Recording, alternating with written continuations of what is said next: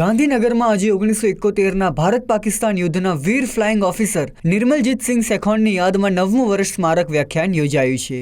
Air force association Gandhinagar દ્વારા Nilambar auditorium ખાતે આ કાર્યક્રમનું આયોજન કરવામાં આવ્યું હતું। મુખ્ય અતિથિ તરીકે એર માર્શલ નાગેશ કપૂર ઉપસ્થિત રહ્યા હતા।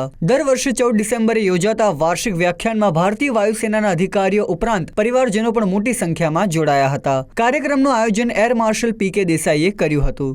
વ્યાખ્યાનમાં ઓપરેશન સિંદૂર પર વિગતવાર ચર્ચા થઈ હતી। એર વાઇસ માર્શલ અનિલ ગોલાણીએ ઓપરેશન સિંદૂર ભારત પાકિસ્તાન નિયમ પુસ્તકનું પુનઃલેખન વિષય પર વિસ્તૃત પ્રેઝન્ટેશન આપ્યું હતું। તેમણે જણાવ્યું કે લાહોરની છાતી પર જઈને ફરીવાર ભારતીય વાયુસેનાએ પોતાની તાકાત વિશ્વને બતાવી છે અને હવે પાકિસ્તાન ચીન જેવા વિરોધીઓ ભારત પર આંખ ઊંચી કરતા પહેલા 100 વાર વિચારશે। Air marshal P K. દેસાઈએ ભારત રશિયાની મિત્રતાના લાભ અને વાયુસેનાની પાયલટ ફોર્સની તાકાત પર ભાર મૂક્યો હતો। લેફ્ટનન્ટ જનરલ દુષ્યંત સિંઘે વધુ અદ્યતન વિમાનોની જરૂરિયાત સાથે સૈનિકોની દેશભક્તિ અને હોશની પ્રશંસા કરી હતી। આ કાર્યક્રમે ફ્લાઇંગ ઓફિસર સેખોનના બલિદાનને યાદ કરી વાયુસેનાના ગૌરવને ફરી એકવાર ઉજાગર કર્યો છે।